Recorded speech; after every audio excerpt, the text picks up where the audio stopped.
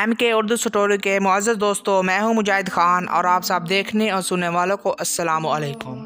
आज मैं एक मासूम लड़की पर बीती दुख भरी कहानी सुनाने के लिए जा रहा हूं। ज़ारा और ऐमन दुल्हनें बनी बैठी थी। एक ही घर में दो शादियां, मगर किसी के दिल में शादमानी नहीं थी। घर में शहनाइयां बज रही थी, लेकिन ज़ारा और ऐमन के दिल में मातम समा था। यही हालात हमज़ा और हाफिज़ के भी थे, जो अपनी मोहब्बत ना मिलने पर अफसरदा थे, मगर किसी से भी दिल की बेताबी का इजहार क्यों करते। घर में मेहमानों की आमद थी, जबकि उमर हयात और सिकंदर हयात दोनों खुशबाश सहन में बैठे खुशगपियाँ लगा रहे थे कि इस बात से बेखबर कि बच्चे किस अजियत से गुजर रहे हैं। ना जाने क्यों बड़ों को हमेशा लगता है कि छोटे उनकी गलत फैसलों को भी कभी न कभी कबूल कर लेंगे और एक दिन खुशियों के नाम पर समझौता कर ही लेंगे। हालांकि ऐसा नहीं होता। आज से तकरीबन 10 साल पहले उनकी तकदीरों का फैसला उनसे पूछे बिना ही कर दिया था।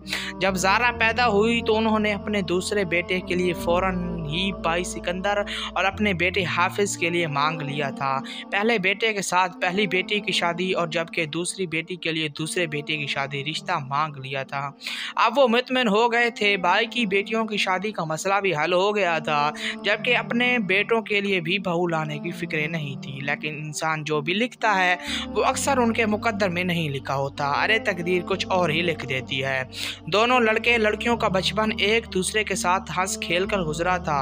बचपन का सुनहरी दौर कट गया और लड़कपन का दौर शुरू हुआ तो जिम्मेदारियों का एहसास होने लगा। अब सब की तवज्जो पढ़ाई पर होती थी। ज़ारा को पढ़ाई से कुछ खास दिलचस्पी नहीं थी, लेकिन उसकी बड़ी बहन ऐमन एक मुकम्मल शख्सियत की मालिक थी और मुकम्मल नज़र आती थी। ना सिर्फ पढ़ाई में तेज़ थी, बल्कि घर के तमाम किस्म के खानों में भी बहुत ज़्यादा तेज़ थी और अक्सर घर के सारे काम खुद ही किया करती थी और कहा करती थी अपनी वालदा से कि मैं अम्मी घर के सारे काम कर लिया करूँगी। वो घर के सारे काम काज करती थी और अपनी माँ के साथ घर के कामों में भी हाथ बिठाया करती थी। और जबकि अगर कोई मेहमान घर आ जाता तो उसके आगे खाना वगैरह और पीने की चीज़ें भी सामने रखती थी और उनके साथ बैठ भी जाती थी और उनके साथ अच्छे अच्छे तरीके से भी पेश आती थी। वो भी उसकी तारीफ पर फूले ना समाती और अच्छे अच्छे खाने बनाकर सारे घर वालों को खिलाती।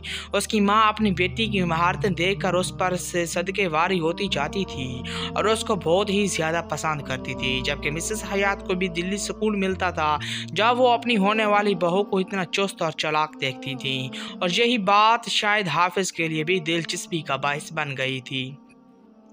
वो मुंह फाटा और बदतमीज ज़ारा की बजाय ऐमन की जानिब मुतवज्जा होने लगा।